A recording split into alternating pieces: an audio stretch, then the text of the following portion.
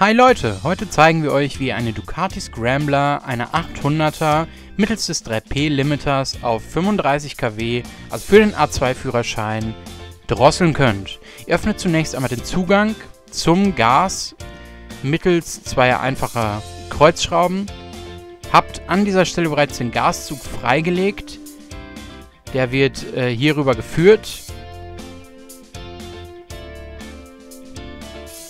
Nehmt nun den Limiter zur Hand und setzt ihn unter dem Gaszug genau so rum ein. Und im Grunde habt ihr die Drossel an dieser Stelle bereits montiert. Jetzt müsst ihr nur darauf achten, dass ihr beim Wiederaufsetzen des Gehäuses den Gaszug wieder genau in diese Führung hineinsetzt. Das ist wichtig, da darf nichts wackeln, da darf nichts rutschen. Da probiert ihr einfach ein bisschen rum, das kann auch mal ein bisschen länger dauern, bis das Ganze dann wirklich richtig sitzt und einrastet. Achtet darauf, dass das Gas freigängig ist, das ist wichtig. Setzt die Schrauben wieder ein, schraubt das Ganze wieder fest und an dieser Stelle habt ihr tatsächlich die Leistungsreduzierung auf 35 kW bereits vorgenommen. Das Gas ist freigängig, genauso wie es der Gesetzgeber vorgibt.